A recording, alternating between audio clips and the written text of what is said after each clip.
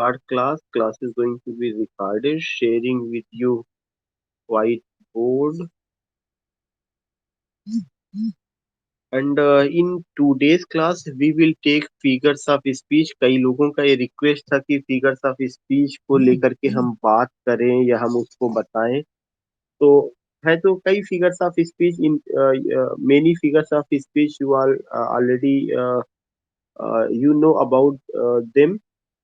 But I would like to repeat या I would like to tell you something कि उसमें क्या क्या है. कुछ चीजें हम आपको और बताना चाहेंगे या रिपीट करना चाहेंगे.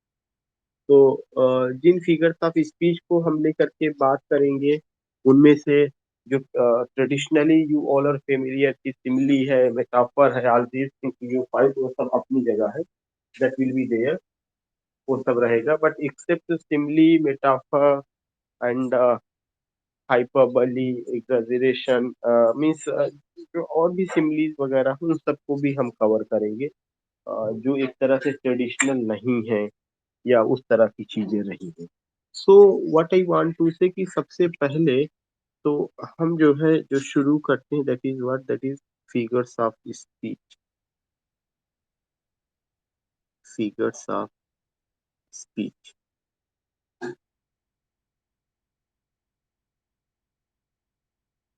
There are two things which we have to remember. Number one ki what is figure of speech and for what it is used. These are the two things जो हमें ध्यान में रखना है कि फिगर्स ऑफ स्पीच है क्या और इसका यूज क्यों किया जाता है. If anyone asks you to remember that ki figures of speech, just remember that ki speech the particular statement or means जो आपका स्टेटमेंट है उस स्टेटमेंट को आप कैसे फिगर कर रहे हैं. The word part in what way you are presenting it. Is it beautiful या कैसे उसको प्रेजेंट कर रहे हैं. तो इफ आई से मीन्स की figures of speech is a literary device by which we decorate our speech.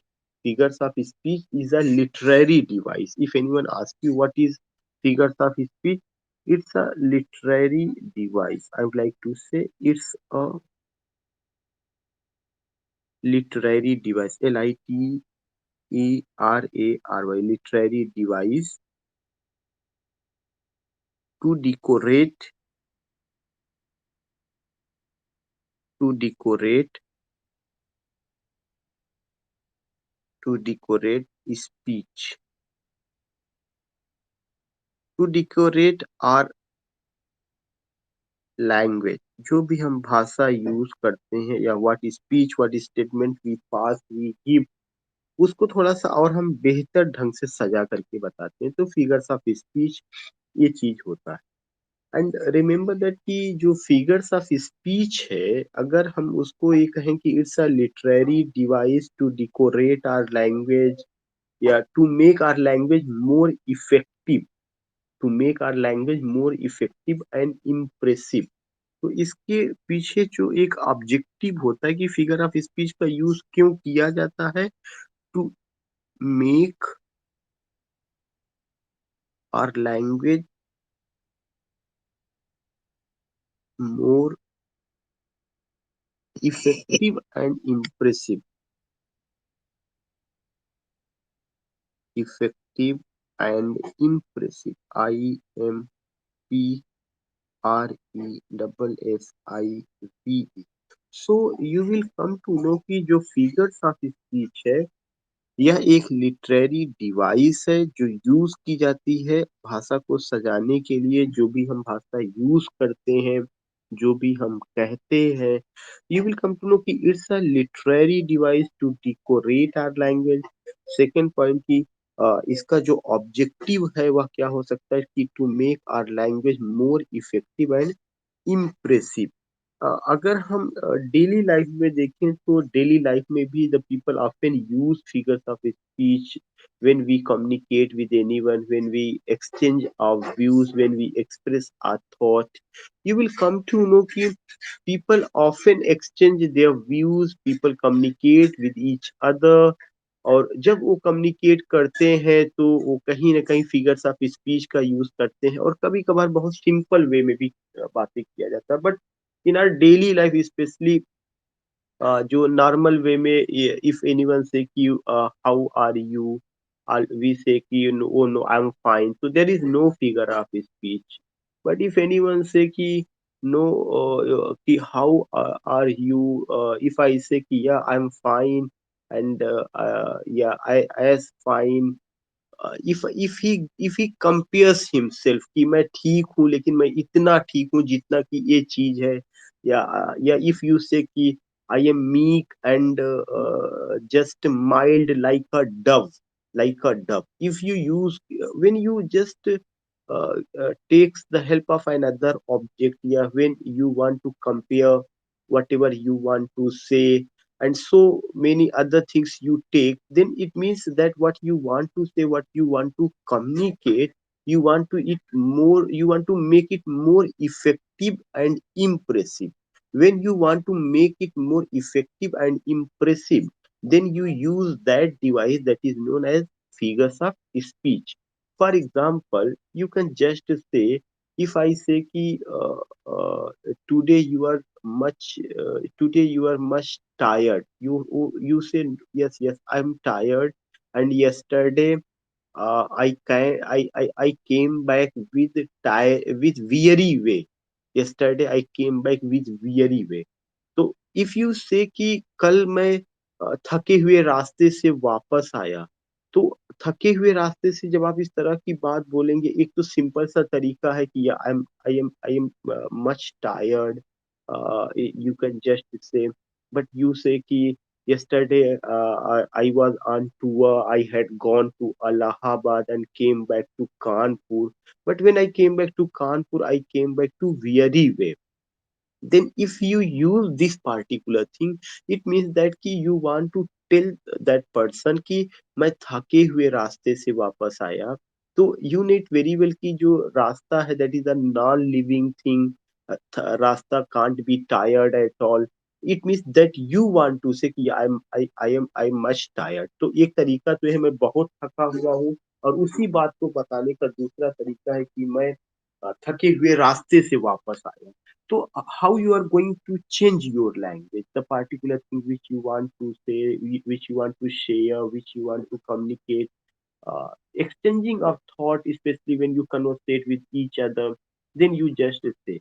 If I say ki last night I could not sleep because there was anxiety and there was restless, then if you use these things, then I would like to say कि what happens. एक तो तरीका है कि last night को मैं सो नहीं पाया क्योंकि मैं बहुत बेचैन था, रेस्टलेस था, एंजाइटी था. लेकिन अगर इस चीज को आप कहते हैं कि last night I slept on restless pillow, रात को मैं बेचैन तकिए पर सोया, तो आपका जो कहने का अंदाज है वह जो है क्या हो जा रहा है, वह फिगुरेटिव हो जाता है. तो आपने अपनी बात को कहने की जो कला है, जो आपके अंदर की सलाहियत है, उसको आपने थोड़ा-सा एक नए ढंग से पेश किया है. To make it more effective and impressive, to draw the attention of the people. If there are thousands of the people, if you have been invited to deliver a lecture, and if you just say anything in a simple way, undoubtedly that also leaves impression. But if you say that thing in a figurative language, it appeals to people, it appeals, people like to listen. This is the beauty of what, this is the beauty of language. So you will come to know कि मैं रात भर बेचैन तकिए पर सोया, या जो है if you say कि such a thing, तो then you will come to know it becomes, it just appeals the people always like to listen such type of people, yeah, such type of speakers. So you will come to know कि why we welcome the poet, why we welcome the जो rhetorician है, या जो rhetoric का use करते हैं, या why. So you will come to know we just welcome these people because they have the certain way to express their views, to express their ideas. And what the certain ways they have, they use this literary device. Why our PM is so popular? Because whatever he say, whatever he say, he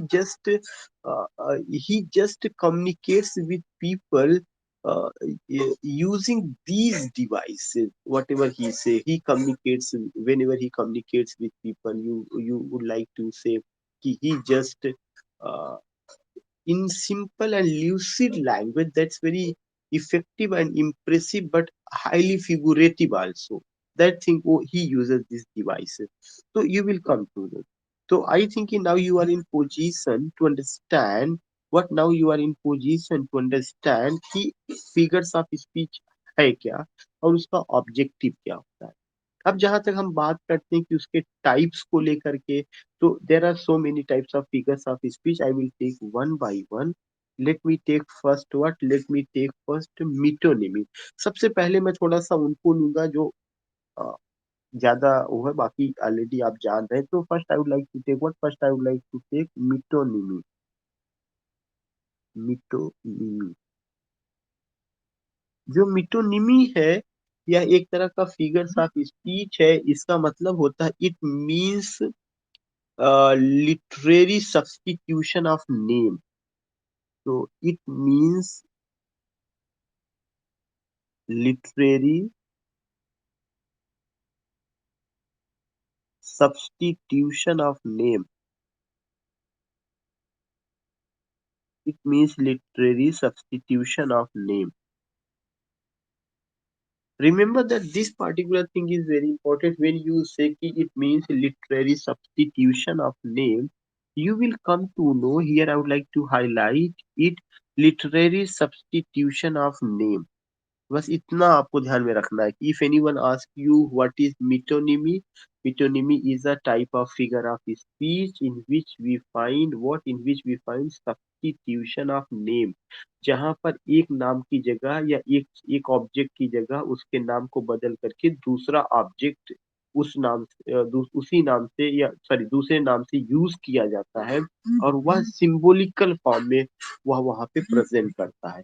for example के लिए, if I say what? If I say the pen is mightier than the sword. For example, E, sorry, E, the example Gracia, pen is mightier. Mightier.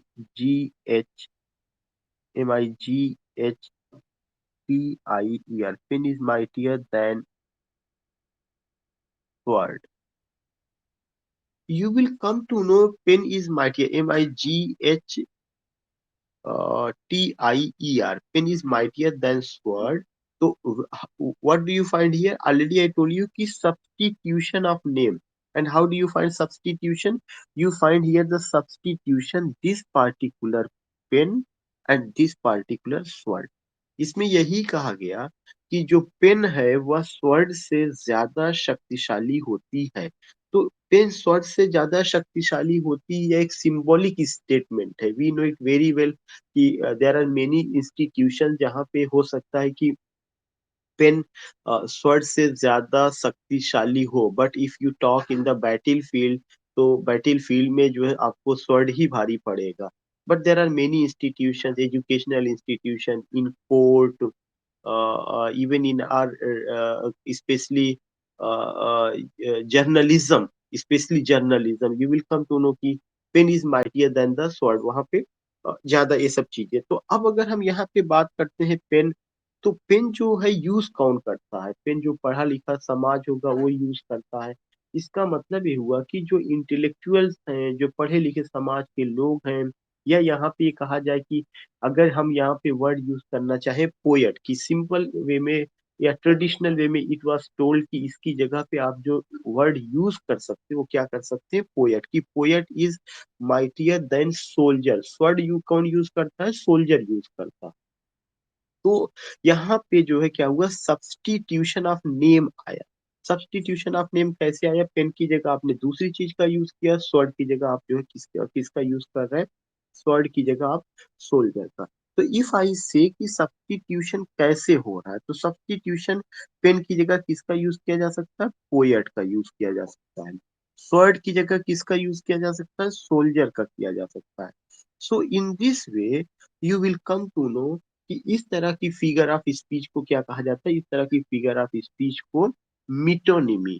Again I would like to say कि मिटोनिमी एक तरह का figure of speech है जिसमें जो है यह दिखाया जाता है कि हम जो है सब्स्टिट्यूशन ऑफ नेम, एक नाम की जगह दूसरे उसी से मिलता जुलता या वही काम करता हुआ दूसरी चीज को ला करके रखते हैं और उसमें वो प्रेजेंट करते हैं। मैंने आपको एक एग्जांपल दिया कि pen is mightier than sword।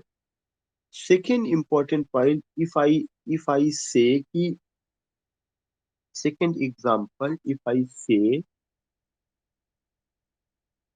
he is a he is a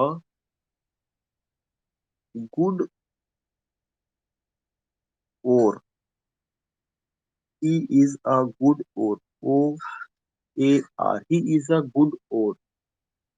So when you come to know कि he is a good or, if I use the third example, if I say the third example is what? The third example is the press is a great power.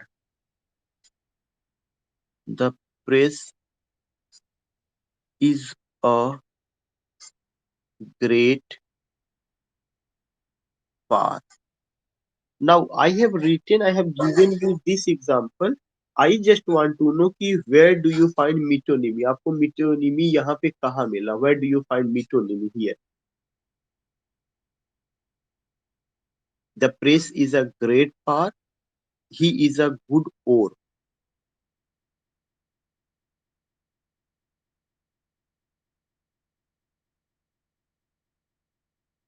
Should I wait? Yeah. Are you giving me a response?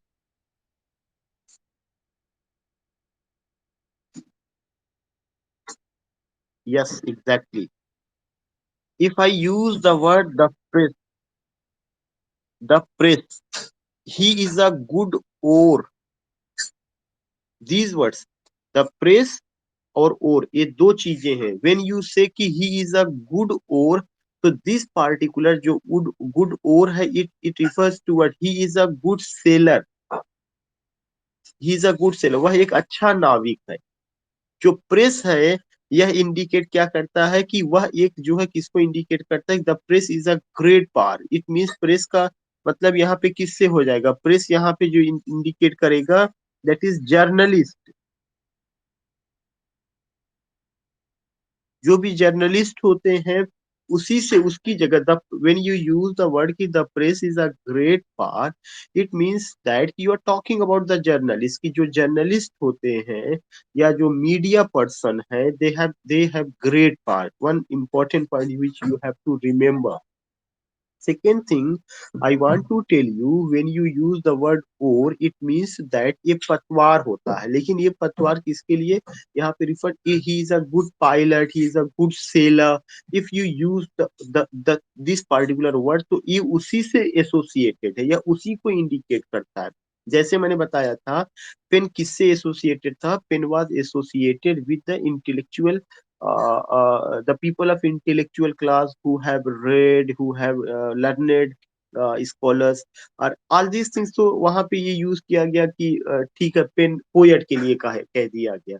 लेकिन जो press है, हमें पता है कि press है, और press के लिए जो प्रेस में जो पर्सन काम करते हैं उनको मीडिया पर्सन, जर्नलिस्ट कहा जाता है। तो the press is a great part, it mean that journalist के लिए वहां पे। So when you go with these words, when you take these words, तो उसमें वहां पे आपको क्या कहा गया? Literally the substitution of another word. यही तो मैंने आपको बताया था कि ऐसा वर्ड होगा literally substitution of name. Name से वहां पे दूसरा वर्ड आ जाएगा। तो this particular thing you find कि the particular definition of metonymy, what the particular definition of metonymy, कि literally the substitution of name. So these things you find. Now I would like to take one more figure of speech, that is apostrophe। APOSTROPHE,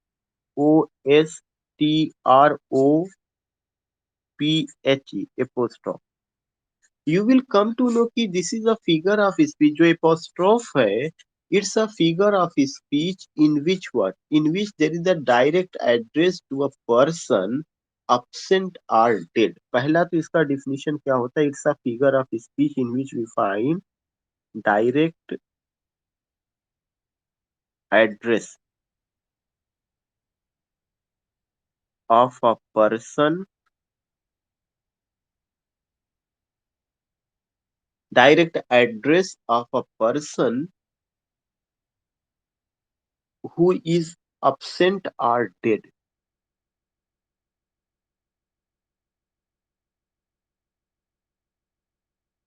Who is absent or dead.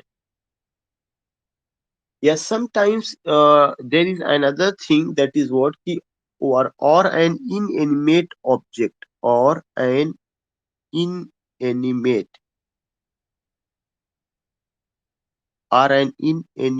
inanimate का मतलब होता है निर्जीव or an inanimate object or an inanimate object or abstract idea as living or abstract idea as living or having life or having life. So you will come to know कि जो apostrophe है direct address of a person, इसमें किसी भी person को direct address किया जाता है. So one thing is very important. What is that thing? कि direct address of a person, लेकिन वह पर्सन क्या होगा? या तो absent होगा या तो डेड होगा. या कभी कभार इसमें ये भी किया जाता है कि किसी इन एनिमेट ऑब्जेक्ट, इन एनिमेट का मतलब निर्जीव को भी, इन एनिमेट ऑब्जेक्ट को या एक इन एनिमेट कोई ऐसा abstract आइडिया भी हो सकता है. निर्जीव ऑब्जेक्ट भी हो सकता है और विचार को भी ऐसा प्रेजेंट किया जाता है जैसे कि वे लिविंग हो या हैविंग लाइफ हो, लिविंग हो या हैविंग लाइफ हो. One thing I would like to tell you कि whenever I told about apostrophe and personification, often the people they were confused. So this is why I have taken here what this is why I have taken apostrophe. And I'm telling you कि whenever you go, then remember that कि apostrophe में कभी भी ये नहीं दिखाया जाता कि dead object जो है क्या कर रहा है कि they are behaving like human being, not behaving. लेकिन एक चीज जरूर दिखाया जाता है कि उसमें इन एनिमेट ऑब्जेक्ट या डेड ऑब्जेक्ट को भी एड्रेस किया जाता है. जब इन एनिमेट और डेड ऑब्जेक्ट को एड्रेस किया जाता है तो ऐसा एड्रेस किया जाता है जैसे उनके अंदर वे लिविंग हो या हैविंग लाइफ हो. यहाँ पे मैं एग्जांपल लिखने से पहले मैं आपको दो बातें बताना चाहता हूँ. Recently I told you about a sonnet written by William Wordsworth that was Milton और लंदन 1802. उसमें मैंने बताया था कि वहां पे क्या है, डायरेक्ट एड्रेस था किसका? जॉन मिल्टन का. और जॉन मिल्टन मर चुके हैं. John Milton is no more in this world. But you will come to know कि वह पर्सन जो है क्या है? डेड है, absent है, लेकिन उनको डायरेक्ट एड्रेस किया गया. कैसे एड्रेस किया गया? O Milton thou should be living at this hour. अगर आपको याद होगा वो लाइन मैंने लिखवाया था. So when you are addressing Milton, Milton is a person, he was a poet, belongs to Puritan age. You will come to know that he is no more in this world. Now he has gone, he has departed, he left the world. But especially what you find that you are addressing that person is absent or dead. So whenever you address in this way, so that is what, that is an example of apostrophe. Second example, my abstract idea, yeah, you will say ki in animate object, you will come to know कि our sonnet has been written, not a sonnet, an ode has been written by whom? By P.B. Shelley, and the title of the ode is Ode to the West Wind. You will come to know कि वो जो ode है, Ode to the West Wind है, उसमें उन्होंने क्या किया? He addresses Ode to the West Wind. He addresses Ode to the West Wind, and you will come to know कि when he addresses Ode to the West Wind, you will come to know कि उन्होंने जो waste wind है वो क्या है. West wind एक, मैं भी नहीं कह सकता कि वह एक ऑब्जेक्ट है या इस तरह की चीज है. उसका तो अपना कुछ, वो एक कंक्रीट थिंग है जिसका कि कुछ वो नहीं है. तो you will come to know कि वहां पर जो है इस चीज को दिखाया गया है. So what I want to tell you कि you will get these points कि apostrophe में ये चीजें होती है, और इन्हीं दोनों एग्जांपल्स को मैं आपको लिखूंगा। और एपोस्ट्रॉफ का एक अपना मार्क होता है जो एक्सक्लामेटरी मार्क होता है, you will come to know कि उसको उसमें प्रेजेंट किया जाता है। तो I am giving you two examples, and what are these two examples are number one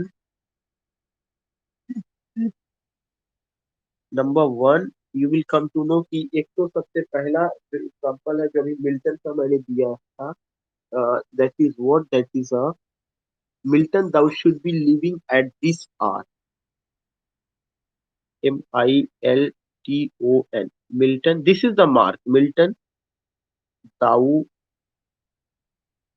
should be living at this hour.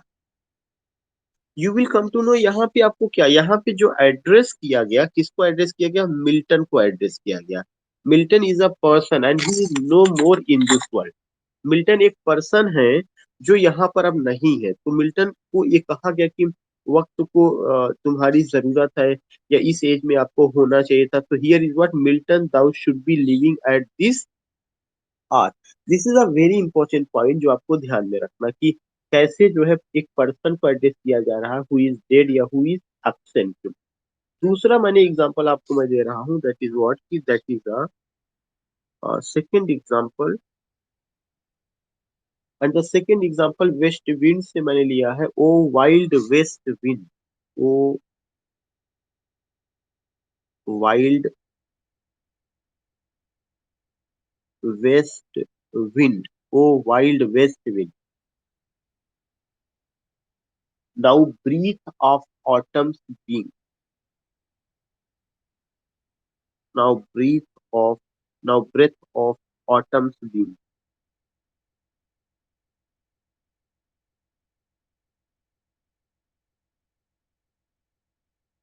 So you will come to know कि here what, जो wild west wind है या inanimate है या एक abstract idea है, but it has been also addressed कि O wild west wind, तुम एक तरह से क्या हो, ब्रेथ हो आटम से बीइंग। जो आटम की चीजें हैं जो आटम में खत्म हो जाती हैं, मर जाती है, वो दोबारा जो है जन्म लेती हैं। तो what you get here, you here get कि O wild west wind now breath of autumn being. So in this way, I have gone what? In this way, I have gone with these two definitions. इन दो definitions को मैंने examples को मैंने लिया हुआ है। Third point I want to tell you कि यहीं पे here I would like to discuss what, here I would like to discuss personification. Here I would like to discuss personification. Here I would like to discuss personification. Personification जो है उसमें कहा जाता है कि it's a special kind of metaphor,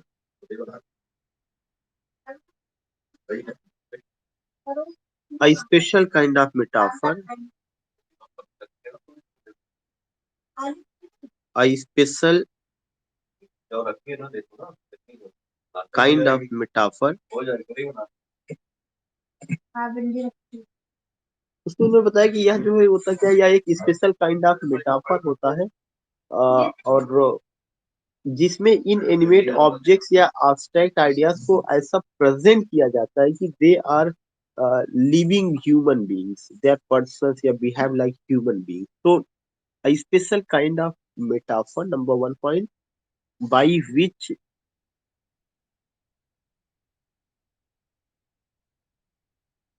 by which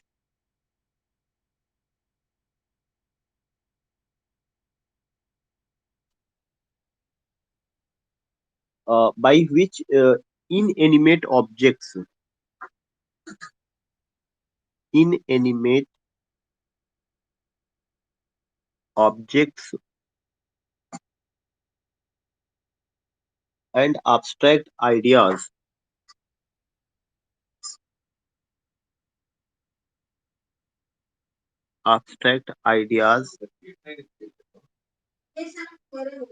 are presented are presented as human beings.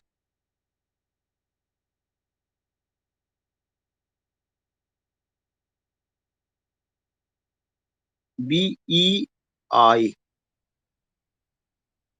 So you will come to know कि यह एक तरह का क्या होता है, स्पेशल काइंड ऑफ मेटाफर.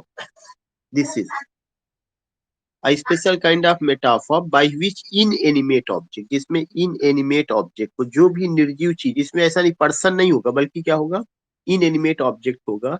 और या तो जो है कोई एब्स्ट्रैक्ट आइडिया, आइडिया तो वैसे भी एब्स्ट्रैक्ट ही होता है, abstract ideas are presented as human beings, कि वे मानव जैसा बिहेव कर रहे हैं. You will come to know, देखिए यहाँ पे एपोस्ट्रॉफ में चीजों को एड्रेस किया जाता है. यहाँ चीजों को एड्रेस नहीं किया जा रहा, बल्कि ये दिखाया जाता है कि they are working like human beings and who are working. dead object dead object या आइडियाज, abstract आइडियाज, यहाँ पर्सन के लिए कोई जगह नहीं है. तो एपोस्ट्रॉफ में पर्सनिफिकेशन में ये दो डिफरेंस आपको समझना है कि पर्सनिफिकेशन में, मानवीकरण में, जो अमूर्त विचार है या जो आपका क्या कहते हैं कि एक निर्जीव ऑब्जेक्ट है, तत्व है, उसको ऐसा प्रेजेंट किया जाता है, they are behaving like human beings. तो ये दो दो डिफरेंस वहां पे है. वहां वहां पे किसी चीज को डायरेक्ट एड्रेस किया जाता है, यहाँ ये दिखाया जाता है कि वे ऐसा कर रहे हैं. वहां पे पर्सन होता है, इसमें पर्सन नहीं, इसमें केवल इनएनिमेट ऑब्जेक्ट है और abstract आइडियाज है. फॉर एग्जाम्पल के लिए, इफ आई से example gratia, opportunity knocks the door but once.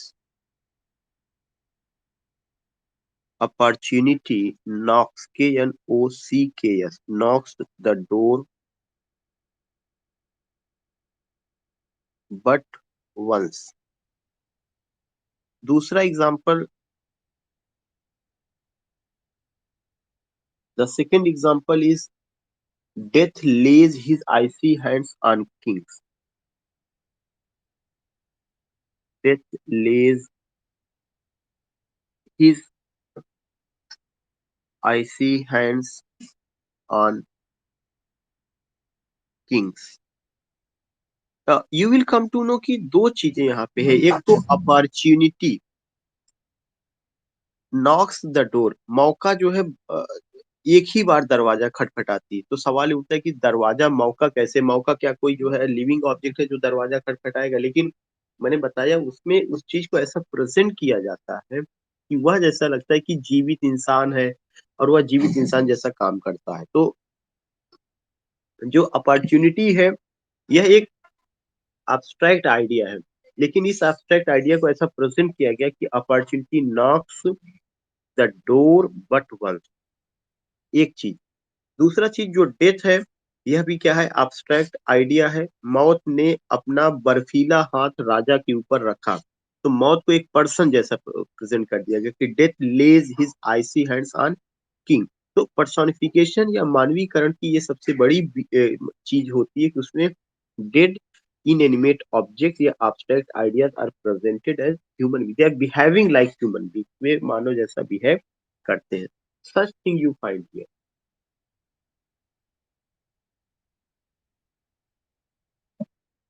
Next point which you have to keep here, I would like to talk about what I would like to talk about metaphor.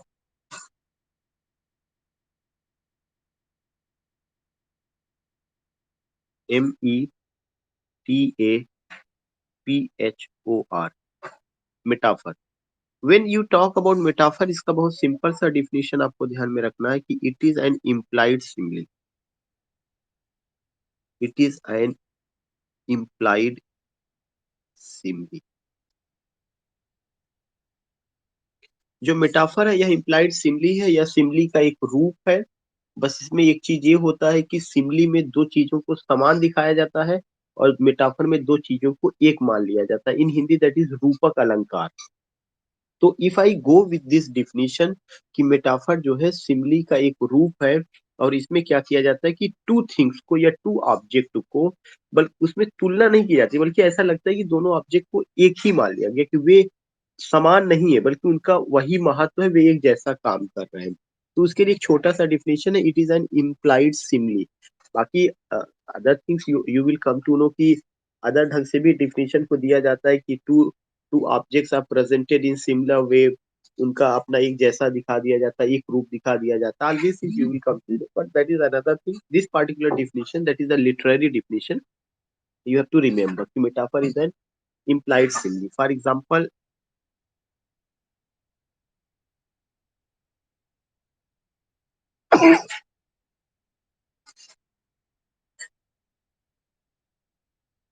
अगर आप example में देखेंगे तो the camel is the ship of the desert. The camel, the camel is the ship of the desert.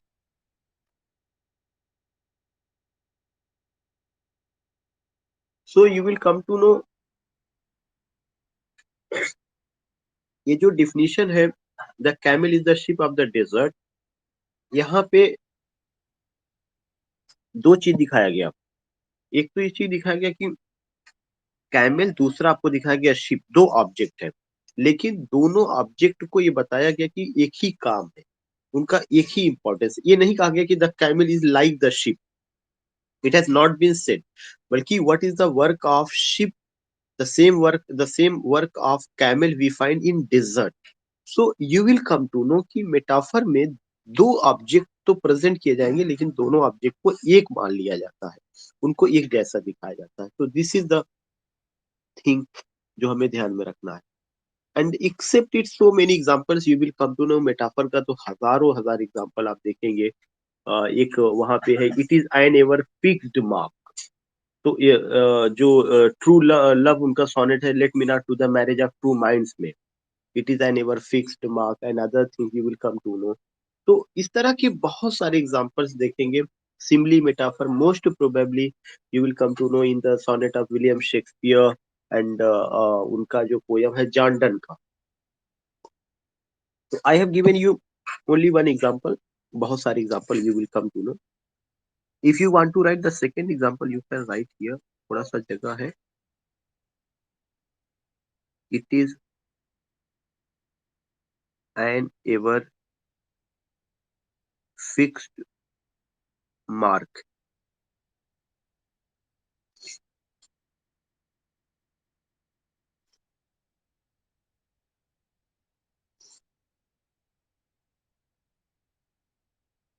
So this thing, यहाँ पे it is an ever fixed mark या किससे हो गया है, this particular thing you will come to know, true love की तुलना mark से की जा रही है, particular mark, the particular spot, जो कि मिटाया नहीं जा सकता, हटाया नहीं जा सकता। In the same way you will come to know, it refers to what, it refers to love, love is an ever fixed mark. तो यहाँ पे कंपेयर नहीं हो रहा है कि कोई एज का वर्ड यूज किया गया हो या इस तरह का चीज जो है वहां पे।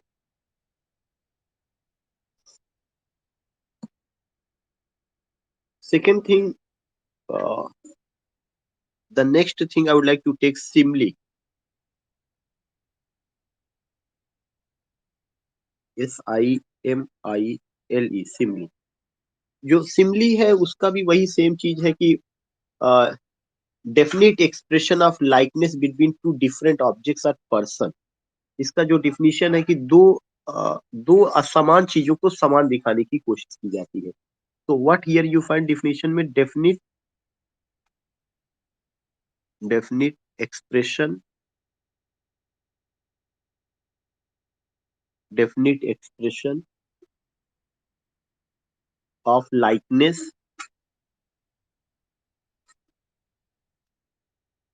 Definite expression of likeness between two different objects और person, between two different objects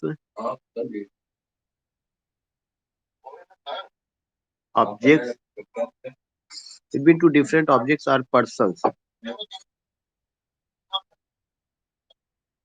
Persons. So यहाँ पे जो डिफिनीशन है ये इंपॉर्टेंट है कि डेफिनिट एक्सप्रेशन ऑफ लाइकनेस। यहाँ पे जो मैं हाईलाइट कर रहा हूँ that is what likeness. Likeness का मतलब होता है समानता, एक लाइक, एक जैसे, डेफिनेट एक्सप्रेशन ऑफ लाइकनेस। और किसके बीच में लाइकनेस दिखाया जाएगा? Between two different objects. Similarity between two different objects, there is a similarity या लाइकनेस बिटवीन, एक जैसे। लाइकनेस का मतलब यहाँ पसंद करने से नहीं, लाइकनेस का मतलब एक समान। सो लाइकनेस, बहुत सारी चीजें इसमें आपने देखा होगा और ये भी पता है कि इसके, इस लाइकनेस के लिए क्या वर्ड यूज किया जाता है? सो, एज और like. One thing I want to tell you कि इसमें के बीच में जो सिमिलरिटी दिखाई जाती है उस सिमिलरिटी में क्या दिखाया जाता है कि सो एज और लाइक। सो एज और लाइक इन सब चीजों का यूज किया जाता है। So as like.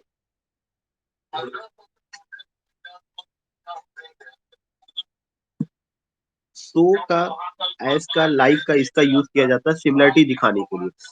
So as like. For example,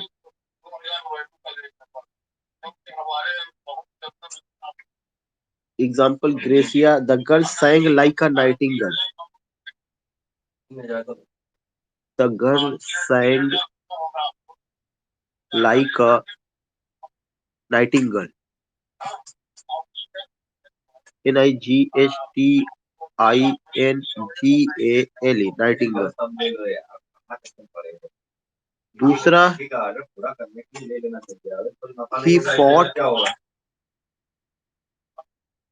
he fought like a lion in the battlefield.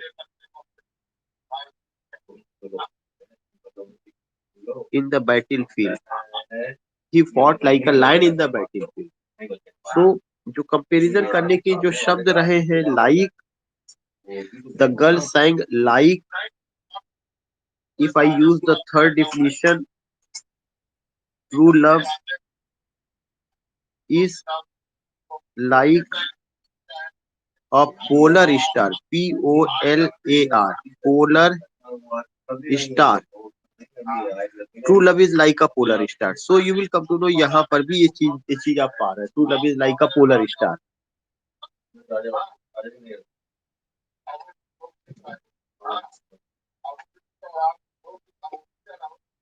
तो सिमिलरिटी यहाँ पे किसके बीच में है? गर्ल के बीच में और नाइटिंगल के बीच में, लायन के बीच में और किसके बीच में? ही के बीच में, ट्रू लव के बीच में, पोलर स्टार के बीच में। तो इस तरह का बहुत सिंपल है कि उसमें मैंने वो दिया हुआ है, यहाँ पे चीज आप देख सकते हैं।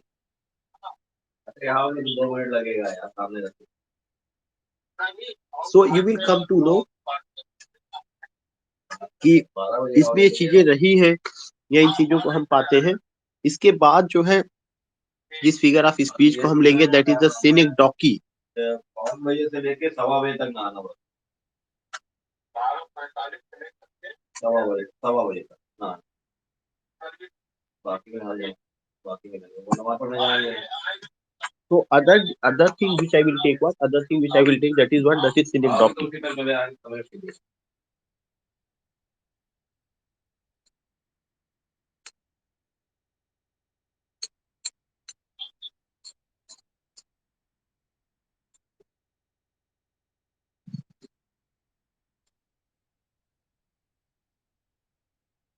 So the next figure of speech which I will take, what, that is the scenic docking.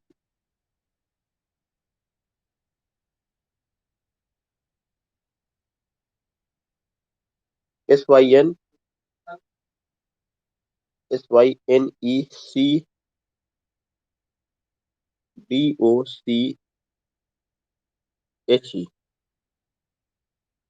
सेनेक्डोकिस। देखिए यहाँ पे one thing I want to tell you, syn का मतलब होता है कि टुगेदर, साथ साथ काम करना। इसी से आप देखेंगे there is a bank, syndicate bank, SYN, जहां पे भी वर्ड सिन आता है उसका मतलब होता है साथ साथ, एक से अधिक। ऐसी वर्ड का मायने होता है पॉली का भी मतलब, पॉली का मतलब भी मेनी के सेंस में। तो यहाँ पर आपको ये जो है देखने को मिलेगा कि यह भी मिटोनमी का एक अलग तरीका है। लेकिन इसमें एक चीज ये दिखाया जाता है कि literally the understanding of one thing by another, इसमें एक चीज के माध्यम से हम दूसरी चीज को समझते हैं। यहाँ पे रिप्लेसिंग नहीं होता। मिटोनमी में क्या होता है कि एक शब्द को रिप्लेस करके उसकी जगह दूसरे शब्द को लाने की कोशिश की जाती है। लेकिन यहाँ पर एक एक शब्द के माध्यम से हम दूसरे को समझने की कोशिश करते हैं। तो यहाँ पर आप ये नहीं कह सकते कि जहाँ पे कोई चीज रिप्लेस करना है, यहाँ पे जो है समझने की। जैसे पहला चीज तो जो एक इम्पोर्टेंट पॉइंट हो यही कि it's a special form of metonymy. It's a special it's a special form of मिटोनिमी।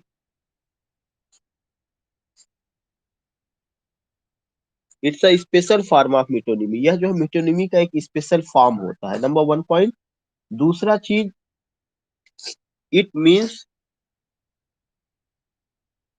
It means literally the understanding of one thing, the understanding of one thing by another। It means literally the understanding of one thing by another, कि हम एक चीज को दूसरे चीज से समझने की कोशिश करते हैं, वन थिंग बाई अनदर। तो it's a special form of metonymy. पहली बात तो यह मिटोनमी का एक स्पेशल फॉर्म है। दूसरा, it means literally the understanding of one thing by another. इसमें जो है क्या कहते हैं कि वो चीज किया जाता है कि literally one thing by another, हम उसको समझने की कोशिश करते हैं कि एक शब्द यूज होगा, वो कुछ ना कुछ सिग्नल्स देगा उसके माध्यम से। Example gratia, example gratia,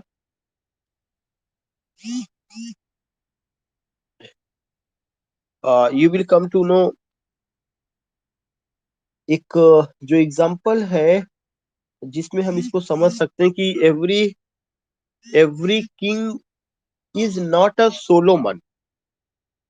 every king, if I use the word every king is not a solomon। ये बहुत इंपॉर्टेंट चीज, every king is not a Solomon.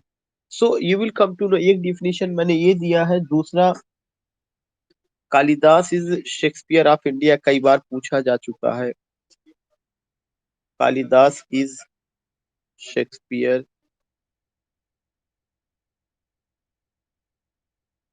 Of India. तीसरा, give us this day our daily bread.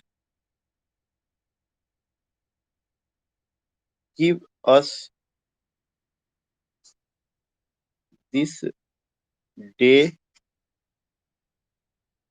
Are daily bread. यहाँ पे आप ये समझने की कोशिश करिए कि what I want to say या what I want to tell you कि every king is not a Solomon, हर किंग सोलोमन नहीं होता। तो ये जो वर्ड यूज किया गया है Solomon, this is very important. Why Solomon is very important? Solomon is very important because Solomon was the king of Israel, और Solomon was a wise king. तो सोलोमन जो है वह बुद्धिमत्ता के प्रतीक है। यहाँ पे अगर ये कहा जाता है कि हर राजा सोलोमन नहीं होता, तो सोलोमन जो है वह इतना बड़ा नाम हो गया कि वह जो है मतलब ये नहीं कहा जा सकता कि वह अ, उसके माध्यम से आप जो है वाइज मैन की क्वालिटी समझ सकते हैं या वाइज किंग की। अगर मैं यही कहूं कि every money lender is not a Shylock, try to understand, तब भी वह मिटी नहीं। क्यों? चूंकि जो शाइलॉक है वह जो है क्या है, एक मनी लेंडर का एक प्रतीक है कि वह लोगों को पैसा जो है भारी भरकम इंटरेस्ट पे देते। तो शाइलाक एक कैरेक्टर ही नहीं रह गए, बल्कि शाइलाक जो है एक एक मैनर को जो हो या एक मैनर या एक सोच को प्रेजेंट करते हैं। शाइलाक एक क्वालिटी के रूप में जाना जाता है। तो every king is not a Solomon, और या अगर मैं कहूँ कि every king is not a every money lender is not Shylock, whatever the word, ऐसे समझने के लिए। तो सोलो मन जो है यहाँ पे it does not refer to the name of a person, या किसी पर्सन के नाम को नहीं रिफर कर रहा है, बल्कि सोलो मन जो रिफर कर रहा है here it refers to who, Solomon here it refers to, you can say कि एनी वाइज मैन और any wise king. In the same way Kalidas जो है, Kalidas is the Shakespeare of India. If you say, it means that कि Kalidas is a dramatist, और Shakespeare जो है एक बड़ा नाम है। तो आप जो है शेक्सपियर को के माध्यम से कालिदास को समझने की, what is the importance of Shakespeare in British literature as a dramatist, the same importance of Kalidas you find in Indian literature, in Sanskrit literature in India. So this particular thing, give us this our daily bread. Here the word daily bread, this word daily bread, what does it refer ki, daily bread refers ki, give us this year daily bread, give us job, ये earn to livelihood, earn to livelihood. So you will come to know ये daily bread ये indicate करता है हमें कि हमें जो है इम्प्लॉयमेंट दिया जाए, हमें जो है जीविका चलाने के जो रोजगार के साधन है वो मुहैया कराए जाए। तो all these things you come to know कि Solomon, Kalidas, Shakespeare, daily bread, ये ऐसे वर्ड हैं जिनके माध्यम से हम किसी दूसरी चीज को समझ रहे हैं, ना कि हम उसको यहाँ पे सब्स्टिट्यूट कर रहे हैं। यहाँ पे सब्स्टिट्यूट करने की जरूरत नहीं, इट इज गिविंग सिग्नल कि हाँ ये ऐसा हो सकता है या ऐसा रहा है। तो these things you will come to know कि इस पार्टिकुलर चीज को क्या कहा जाता है। This particular thing is known as synecdoche. Now I have to erase these things, so let me first erase. Now I would like to take what? Now I would like to take proverb. The next thing I would like to take, that is what? That is proverb.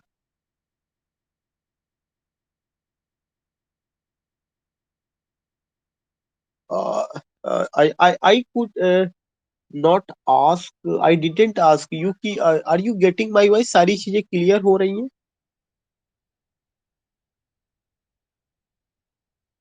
Okay, okay.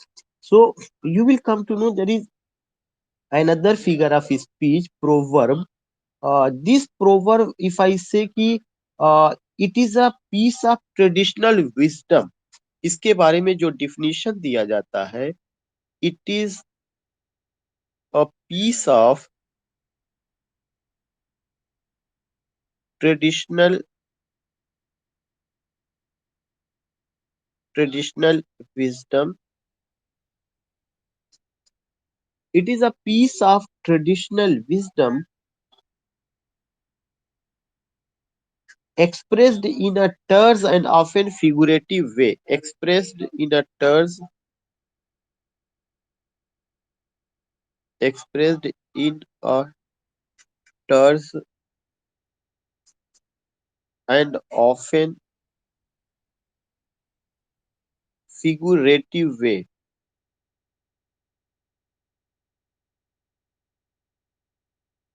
figurative way. So you will come to know कि it is a piece of traditional wisdom. बहुत ही जो beautiful definition है कि यह क्या है, it is a piece of traditional wisdom, जो हमारा पारंपरिक ज्ञान है, उस पारंपरिक ज्ञान को जो है इसके माध्यम से एक्सप्रेस किया जाता है।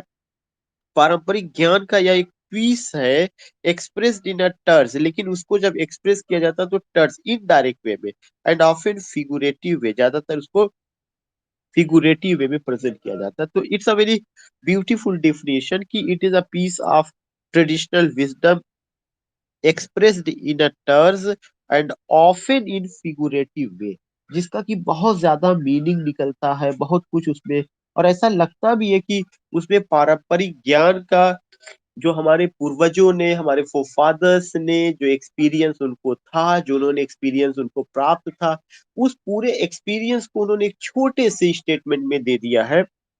तो that is what, that is proverb, और उसका एक प्रैक्टिकल उसमें विजडम नजर आता है, एक उसका वैल्यू है जो है, और वो पूरी उसके पीछे एक पूरी कहानी है, एक पूरा एक्सपीरियंस है जो एक दिन में नहीं आया, कई सौ सालों का एक्सपीरियंस वो अपने में सहेजे हुए है।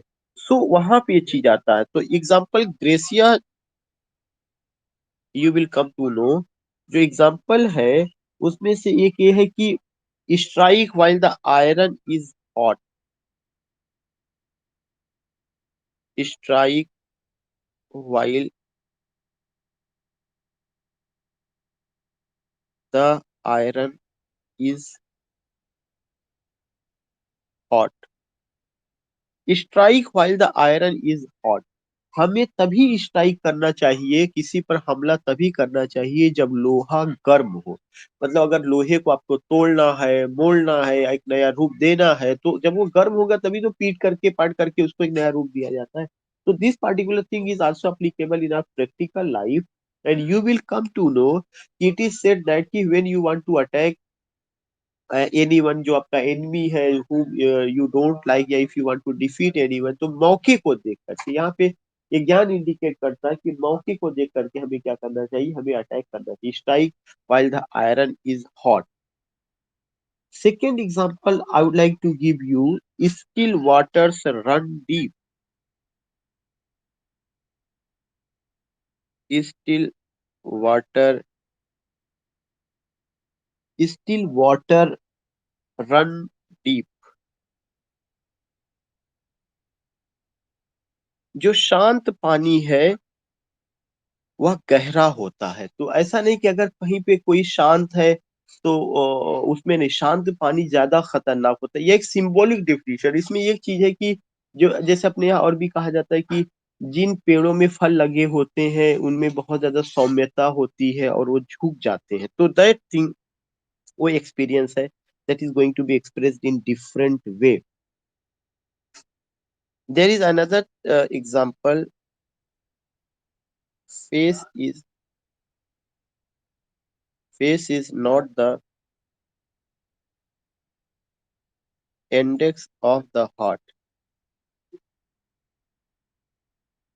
Face is not the index of the heart, इसका मतलब हो गया कि जो चेहरा है वह दिल का आईना नहीं होता। जो मतलब जो चेहरा है वो दिल की बयानगी नहीं कर सकता, कि दिल में आपके कुछ और है, चेहरे पे कुछ और है। तो face is not the index of the heart, आपके दिल में क्या चल रहा है ये चेहरे से नहीं समझा जा सकता। और ये भी बहुत ही इंपॉर्टेंट पॉइंट है जो प्रैक्टिकल एक्सपीरियंस से रिलेटेड है। Face is not the index of the heart,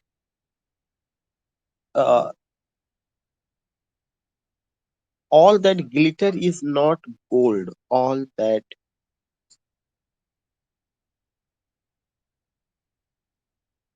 glitter is not gold, हर चमकने वाली चीज सोना नहीं होती। तो ये सारी चीजें जो है आप देखेंगे कि दिया गया है। एक मैं और लिखना चाहूंगा, where there is will there is way, where there is will there is way, जहाँ चाह वहां राह, जो एक ये सब जो है बहुत बहुत प्रैक्टिकल एग्जांपल है, जो कहा गया है कि जहाँ चाह वहां राह, और these things you will come to know, so these things we have to remember.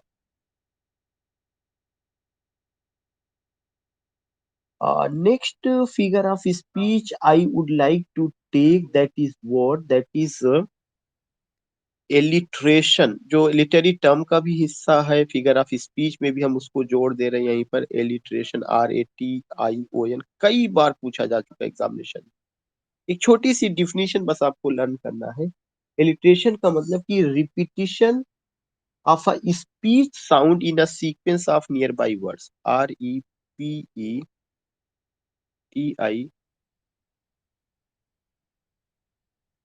Repetition of a speech sound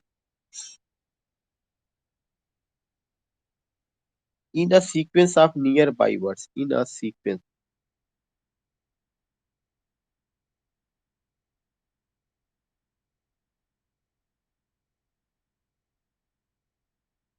You will come to know कि repetition, REPETITI, repetition of a speech sound in a sequence of nearby words. This is the point, nearby words.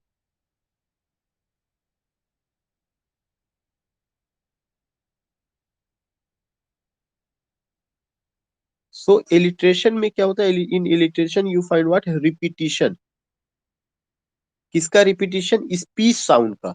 और यह जो speech sound का repetition होगा वो sequence में होगा, और जो सीक्वेंस में नियर बाई वर्ड्स, नजदीक के जो शब्द आए हुए हैं उनका रिपीटिशन होता है। तो this is the simple definition of what, की repetition of a speech sound. Sound का रिपीटिशन होगा, स्पेलिंग का रिपीटिशन नहीं, ध्यान में रखिएगा। Repetition of a speech sound, और दूर दूर नहीं बल्कि सीक्वेंस से जो वर्ड आए हुए, in a sequence of nearby words. For example,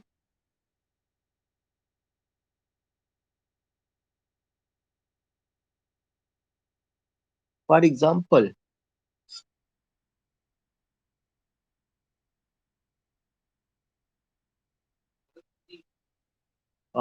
एक, if I use the word ki how high his highness, writing here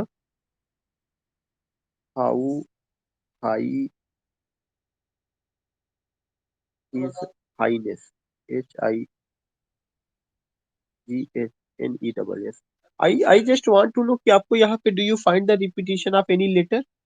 पहली बात तो रिपीटिशन ऑफ वर्ड्स है, लेकिन उस repetition of a speech sound, बल्कि स्पीच साउंड एच का, या exactly H, you find here the repetition of this H, this H, this H, this H.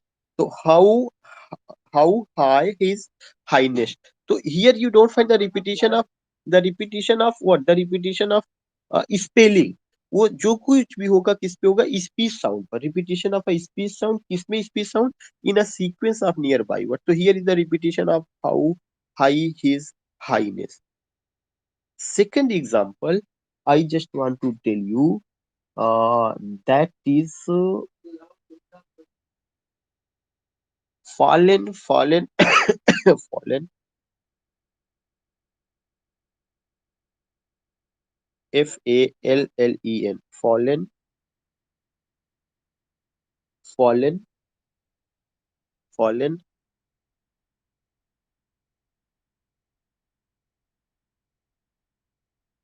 from his high state, फिर fallen from his high state,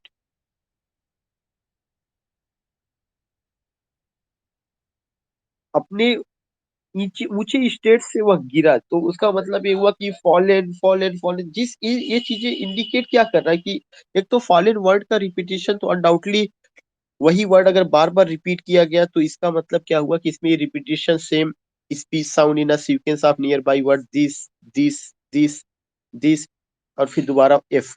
so you come to know कि इस तरह का जो भी repetition होता है, repetition of a speech sound in a sequence of nearby word, that is what, that is the example of what, that is the example of uh, alliteration.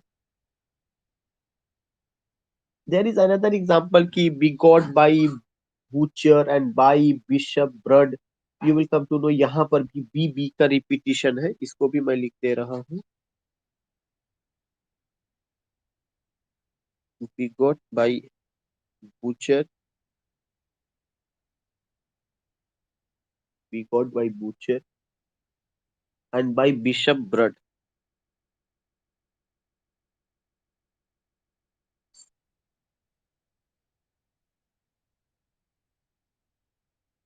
So you will come to know here B, B, B, B, and B.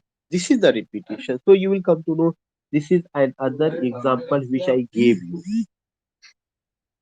Begot by Butcher and by Bishop Brud.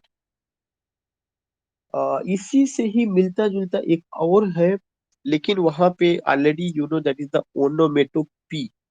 Sometimes we pronounce it onomatopoeia, not poia, but onomatopoeia. Onomatopoeia. Poeia.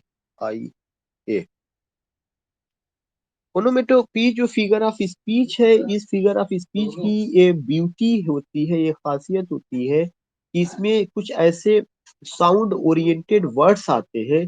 Way sound oriented words he meaning को suggest करते हैं और ये हमारे sense की ओर indicate करते हैं.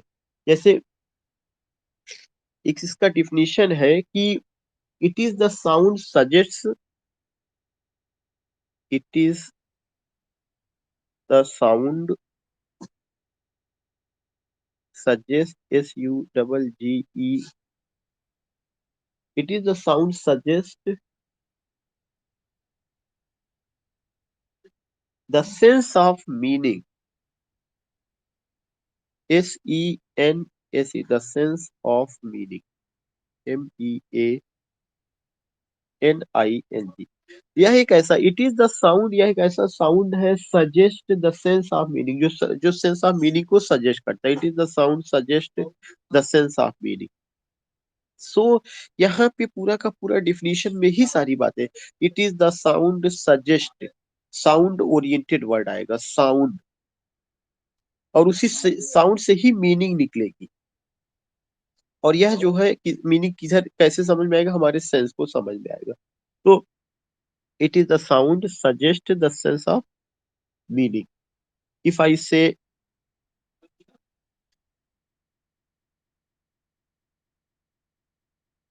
Lions road, ROARE, तो लायंस तो सभी जानते हैं, लेकिन यहाँ पे जो वर्ड आया हुआ रोड, शेर गर्जा, तो जो ये रोरिंग है यह साउंड ओरिएंटेड वर्ड है, इसका कोई अलग से मीनिंग नहीं मिलेगा. But when you open the dictionary, it just gives you clue, yeah, it tells you get the information, it's the sound of the lion. So onomatopoeia is sound oriented word which gives us meaning, जहां पे हमें समझ में आता है कि sound oriented word. If I use the word chirping, तीसरा ट्वीटरिंग, चौथा विस्परिंग, पांचवा grunt. Anything, if you take these things, hissing,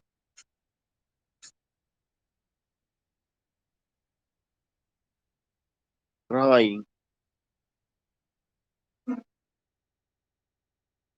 सो ये जितने भी वर्ड मैंने यूज किए हैं, ये सब साउंड ओरिएंटेड वर्ड है, जो आपको समझ में आता है किससे. चर्पिंग बर्ड से रिलेटेड, ट्विटरिंग बर्ड से रिलेटेड, विस्परिंग में हम जो मेन वीमेन है जब when they whisper with each other, फुसफुसाना, कुछ कहना.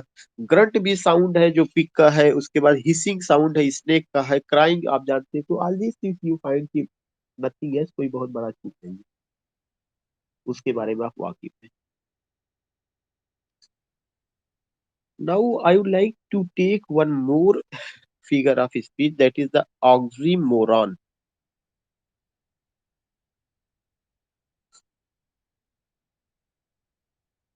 ऑक्सीमोरन एक फिगर ऑफ स्पीच होता है जहां पे जो है क्या है कि टू अपोजिट वर्ड्स और phrases are put together.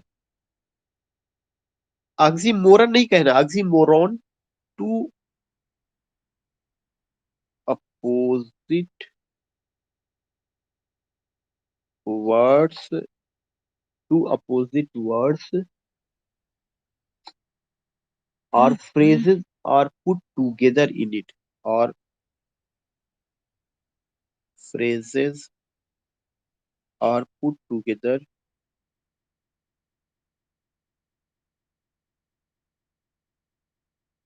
in it.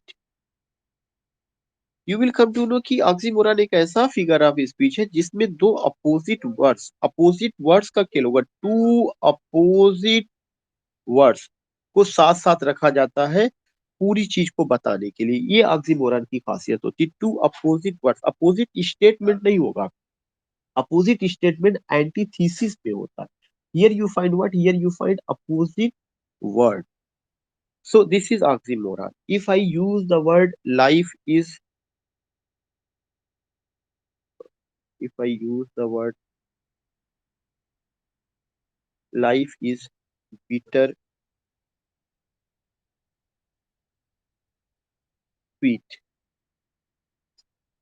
So you know it very well कि this bitter is the opposite of sweet. तो इस तरह का जो एग्जांपल है, life is bitter sweet, जीवन में जो है दुख और सुख दोनों है। तो when these opposite words are used, then it becomes what? Then it becomes what? It becomes uh, oxymoron.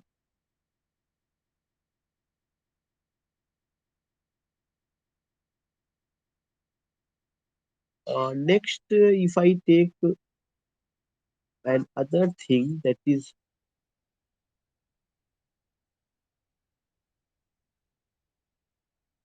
एक और example, King James was the wisest fool.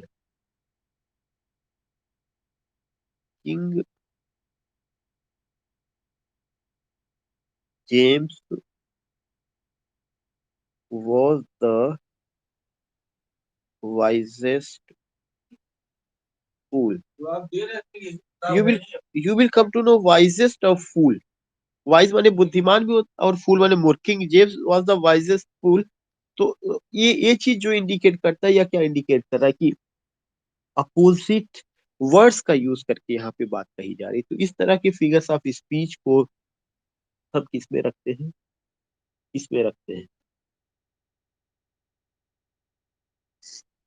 Next I would like to take, that is antithesis.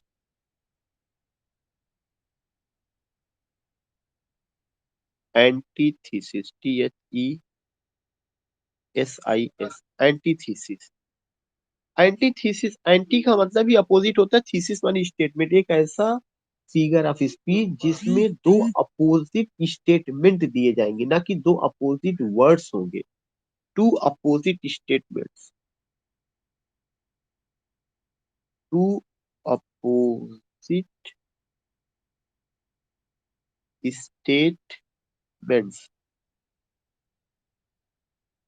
To opposite statements.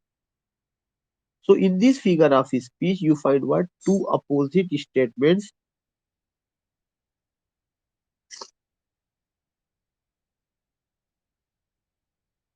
contains contrasted ideas. Contains contrasted ideas. For example, God made the country, but man made the town. Made the town. God made the country, God ने country को बनाया, लेकिन man ने town को बनाया। So this is another important thing. Two opposite statements contains contrasted ideas, जिसमें एक उदाहरण दिया गया यहाँ से। गॉड मेड द कंट्री, ईश्वर ने गांव को बनाया, but man made the town, लेकिन आदमी ने क्या बनाया? शहरों को बनाया। तो एक जो है कस्बे को बना रहा है और एक गांव को बना रहा है। तो ये दो स्टेटमेंट आ रहा है, और ये दो स्टेटमेंट एक ही सेंटेंस में रखेगा। ऐसा नहीं कि आप God made the country full stop कर दीजिए, गॉड मेड द कंट्री के बाद comma and but man made the town. These things you will come to know कि वहां पे दो अपोजिट स्टेटमेंट या एक दूसरे के कंट्रास्ट में है और एक बैलेंस को दिखाने के लिए वहां पे इस तरह का यूज किया जाता है। या एक दूसरा example, united we stand, divided we fall. तो united we stand, divided we fall, या एक स्टेटमेंट हो गया this particular thing, divided we fall उसी के बैलेंस में दूसरा हो गया, united we stand, divided we fall. So these things you will come to know कि उसमें इस तरह का चीजें रखी जाती है। This is what, this is the antithesis. Now next figure of speech I would like to take, that is what, that is paradox.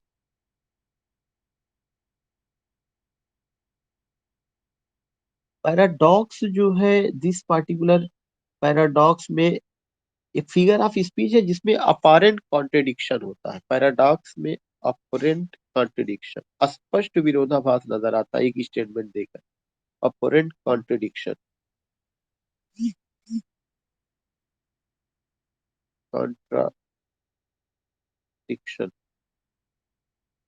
This thing is important कि इसमें जो है क्या नजर आता है, अपरेंट कॉन्ट्रडिक्शन, एकदम बिल्कुल विरोधाभास नजर आएगा कि यूनाइट यहाँ पे पैराडॉक्स में। तो पैराडॉक्स एक ऐसा फिगर ऑफ स्पीच है जहाँ पे जो भी आप स्टेटमेंट देंगे और उसमें लगेगा कि ये बिल्कुल एकदम से विरोधी बातें कह रहे हैं, तो इस तरह की चीजें नजर आती। एग्जाम्पल ग्रेसिया जो बड़ा फेमस है,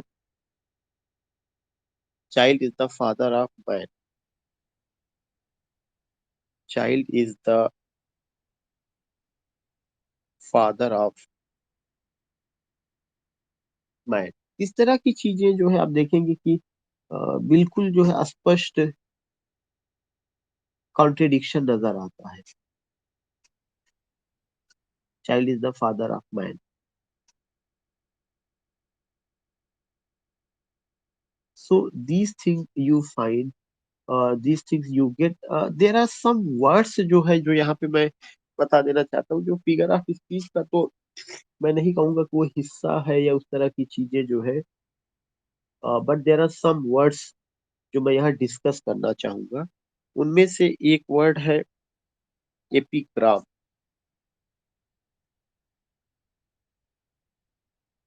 एपिग्राम में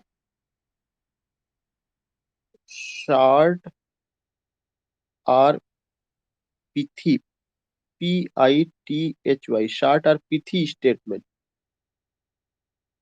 एपिग्राम उस सेंटेंस को कहते हैं जो सेंटेंस शॉर्ट होता है और पिथी होता है, इनडायरेक्ट वे में उसको कहा जाता है।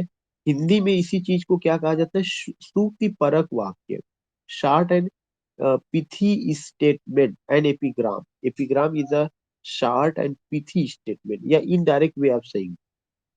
शॉर्ट एंड पिथी स्टेटमेंट एक टर्स भी होता है, TERAC, terse. So you will come to know कि इस तरह के सेंटेंस जो होते हैं उसको हम एपिग्राम कहते हैं, कि एपिग्राम जो है शॉर्ट और पिथी स्टेटमेंट या टर्म्स भी होता है, और बहुत कुछ छोटे में ही बहुत कुछ मीनिंग लिया रहता है उसपे। तो ये एपिग्राम की खासियत होती है। इफ आई से कि बेकन जो है एपिग्राम बहुत ज्यादा यूज करते थे। बेकन का एक लाइन है, revenge is a kind of wild justice, revenge is a kind of wild justice.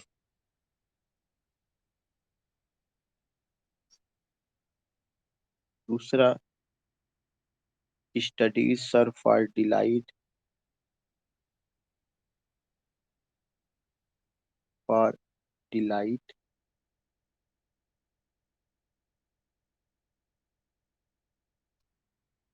For ornament,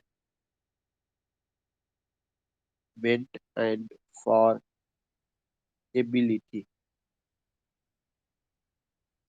Studies of for delight, for ornament, and for ability. So this is what these are the statements जो एपिग्रामेटिक statement है। मैं फिर से बता दूं, epigrammatic statement या epigram are such sentences which are short terse, pithy, and indirect way of saying, and in which there is a uh, uh, बहुत सारा maximum effect in minimum words का कॉन्सेप्ट जो आता है उसको हम यहाँ पे देखते हैं.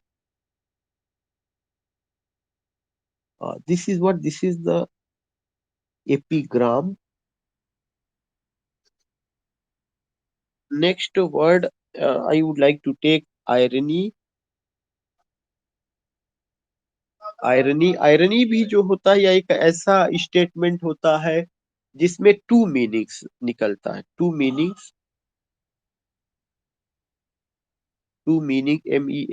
MEANINGS. पहला meaning on surface and meaning under surface. But latter is more important, latter is more important rather than farmer. You will come to know कि इसमें दो मीनिंग निकलती है. यू फाइंड टू मीनिंग्स, और इस टू मीनिंग्स में meaning on surface, two meaning, दो meaning निकलेगी. उसमें एक मीनिंग ऑन सरफेस होगा और एक मीनिंग अंडर सरफेस होगा. बट लेटर जो अंडर सरफेस है, जो दबी हुई मीनिंग है, वो ज्यादा इंपॉर्टेंट है जो मीनिंग दिखाई पड़ रही है. तो ये चीज आपको हमेशा रखना है. बट लेटर का मतलब meaning under surface is more important rather than meaning on surface. Meaning under surface is more important rather than meaning on surface. So again I would like to tell you, irony एक figure of speech है जिसमें दो meaning निकलती है, meaning on surface and meaning under surface. Meaning on surface and meaning under surface. तो meaning on surface is more important rather than meaning under, sorry, meaning under surface, latter meaning under surface. ये चीज ज्यादातर आपको Shakespeare के drama में ironical statement you will get. Even in our daily life we use ironical statement. For example ग्रेसिया, be serpent under the flower. मैं exact नहीं कह पा रहा हूँ, एग्जैक्ट नहीं, एक समझाने की कोशिश कर रहा हूँ. Be serpent under the flower. तो ये जो be serpent under the flower है, ये इंडिकेट करता है कि आ, बाहर से जो मीनिंग होगी, बाहर से जो तुम देखने में होगी, वो कैसे होना है, तुम्हें फ्लावर जैसा होना है. लेकिन नीचे जो है फ्लावर के तुम मतलब इनोसेंट दिखाई पड़ना है, लेकिन अंदर से तुम्हें कैसा होना है, सरपेंट होना है. लेकिन दिस सरपेंट का जो मीनिंग है यह ज्यादा इंपॉर्टेंट है कहाँ की तुलना में, फ्लावर की तुलना में. जब ये रिलेशन को रिलेट जब आप करेंगे, किससे को रिलेट करेंगे, किंग डंकन और मैकबेथ को लेके, कि किंग डंकन मैकबेथ को रीड नहीं कर पाते हैं, उनके ऊपर विश्वास करते हैं, उनके किले में चले जाते हैं, क्योंकि मैकबेथ उनको इनोसेंट नजर आता है, तमाम चिकनी चुपड़ी बातें करता है, सपने आप, सारी चीजें आपके द्वारा दी गई है, और आप तो मेरे मालिक हैं, जब चाहेंगे हमसे छीन लेंगे सब कुछ, हमारी पूरी संपत्ति, सब कुछ तो आपकी ही देन है. तो इस तरह की जो चिकनी चुपड़ी बातें होती है, या अगर जो है आपकी फ्रेंड सर्किल में कोई ऐसा हो और जिसे आप ये कहें कि तुम तो यार बहुत मासूम हो, तो जो ये वर्ड होता है कि तुम तो बहुत मासूम हो, मासूमियत तो उसके चेहरे पे नजर आ रही है, लेकिन वो कितना मासूम है, हो सकता है कि आपके को ऐसा धोखा दे कि आपको लगे कि यार ये तो सारी मासूमियत केवल बाहर से देखने में थी, अंदर से तो वह कुछ और था. तो आपको लगेगा नहीं, अंदर वाला जो वो था वो ज्यादा इंपॉर्टेंट रहा है जिसे मैं देख रहा हूँ. ऐसे ही आप देखेंगे इधर जितनी भी धारावाहिक आ रही है टीवी में, उसमें जो औरतों का रोल दिखाया जा रहा है, वो जो है मतलब बड़ा मुझे awkward लगता है, या आप देखेंगे आपको खुद ऐसा लगेगा कि जैसे लगता है कि उनको एक विलेन के रूप में प्रेजेंट किया जा रहा है और उस पर कोई ऑब्जेक्शन नहीं लिया जा रहा है. And being I would like to use the word की तो जेंडर स्टडीज का पार्ट होने की वजह से आई वुड लाइक टू से वन थिंग कि दे आर प्रेजेंटेड कि उनके पास केवल एक ही काम है, लेग पुलिंग है, और जो है केवल कंप्लेनिंग करना है, मौके की तलाश में है कि जो भी रिलेशनशिप उसमें दिखाया जा रहा है, चाहे देवरानी का हो, चाहे जेठानी का हो, चाहे सास और बहू का लड़ाई झगड़ा हो, दे ऑल आर, ऐसा लगता है कि they all are presented as conspirators, षड्यंतकारी हैं, एक दूसरे के खिलाफ है, they are against each other, they don't have any work, they are ready doing only one job, leg pulling. ऐसा लगता है कि उसके अलावा जो भी धारावाहिक वाट एवर आई सा, आई डिडेंट फाइंड कि इसके अलावा उनका और कोई कैरेक्टर दिखाया जा रहा हो, नेशन बिल्डिंग को लेकर के, फैमिली केयरिंग को लेकर के, या तो फैमिली केयरिंग में इतना दिखा दिया जाता है कि हस्बैंड को विलेन बना दिया जाता है और उन्हें हीरोइन बना दिया जाता है, या तो इतना दिखा दिया जाएगा उसमें, तो वट एवर एक साइड ही प्रेजेंट किया जाता है। सो इस तरह का जो प्रेजेंटेशन होता है कि मासूमियत, but ultimately you will come to know कि दे आर क्रूएल, ऐसा जो दिखाया जाता है, that is the thing. Specially irony बहुत ज्यादा आज वहां पे यूज किया जाता है, तो I think you are getting the point.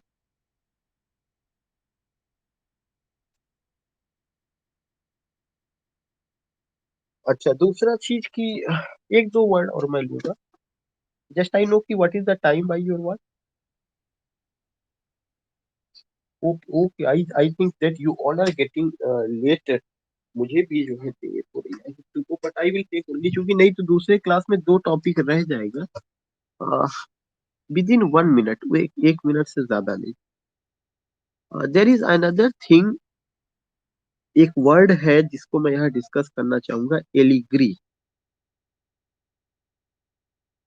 जो एलिग्री है ये कुछ नहीं है, allegory a type of narration, बस आपको ये लिखना है, a type of narration which contains two stories,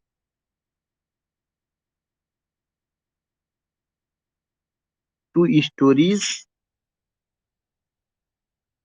same time. एक समय में दो स्टोरीज साथ साथ चलती, parallel, you find that the two stories are narrated, two stories are presented.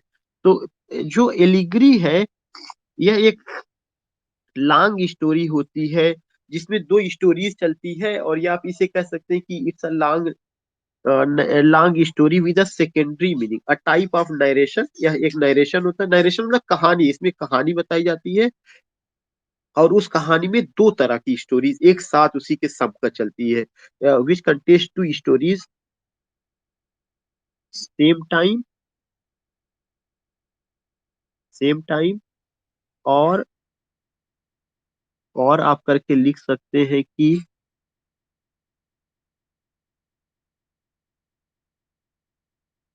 और long, a long story with secondary meaning, a long story with secondary meaning,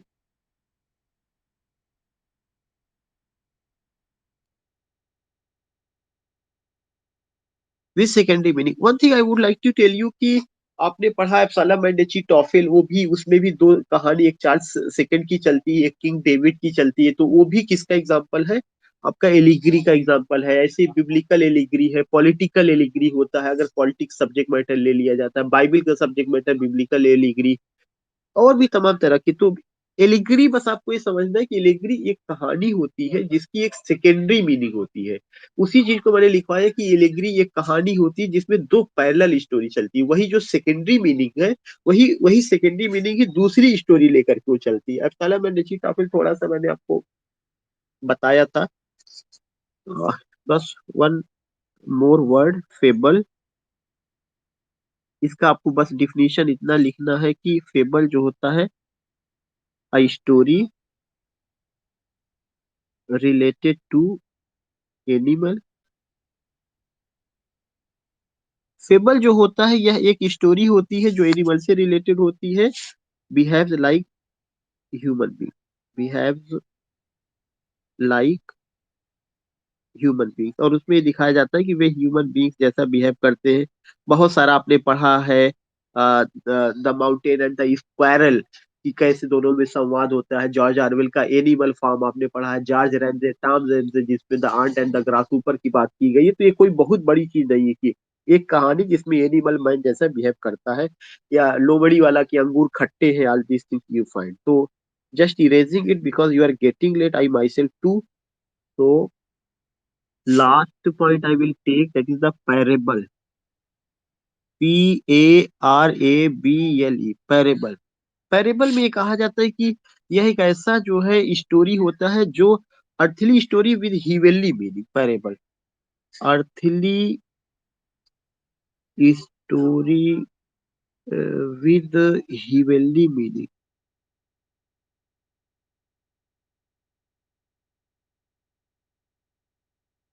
earthly story with heavenly meaning. Earthly मतलब एक दुनियावी कहानी होगी, दुनिया से related होगी, लेकिन उसका हिवेनली मीनिंग निकलेगा।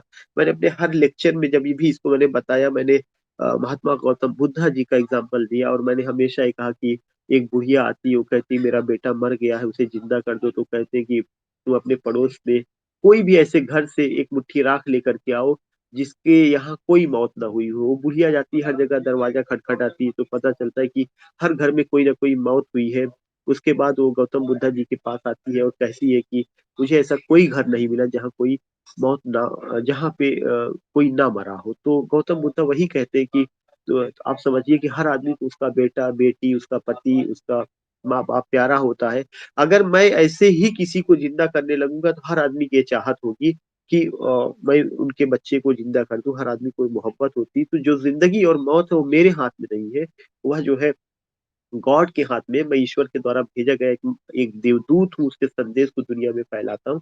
तो ये जो बात हुई थी यह एक अर्थली मीनिंग है, दुनिया में घटित हुआ, लेकिन उसका जो मीनिंग निकल रहा है वह हिवेनली मीनिंग। ऐसे जो स्टोरीज होती है, जो चीजें होती है, उन सब चीजों में हम ये देखते हैं कि उसको क्या कहा जाता है, पैरेबल कहा जाता है। सो मैंने आपका समय ज्यादा लिया, इसके लिए मैं माजरत चाहता हूँ कि लेकिन ये था कि अगर मैं जो है इसको कंप्लीट नहीं करता तो आधा चीजें रह जाती, और कुछ वर्ड भी मैंने कवर किया। सो आई हैव डन डन। और मैंने कुछ लोगों, 1 मिनट, मैंने कुछ लोगों के पास मैसेज भेजा हुआ है, वो लोग उसको वो करके समझ लेंगे। एंड शाम को हम लोग मिलेंगे, शाम को without taking any question we will meet in in the evening. नहीं, शाम को गार्ल्स वर्दी नहीं चलाएंगे। शाम को जो है, एक तो जो टास्क दिया गया था सुनने के लिए वो करना है, दूसरा टास्क ये मैंने आपको दिया हुआ था कि अभी मेरा एक और लेक्चर रह गया, सेंटिमेंटल कॉमेडी और एंटी सेंटिमेंटल कॉमेडी। तो ये मैं कंप्लीट कर लूंगा, उसके बाद मैं फिर बात करूंगा उस पर जो है। हाँ, ताकि कोई रिमेनिंग पार्ट ना रह जाए कि हाँ अभी ये बचा रह गया, ये नहीं हो पाया, इस तरह की कोई चीजें ना रह जाए। ठीक हो।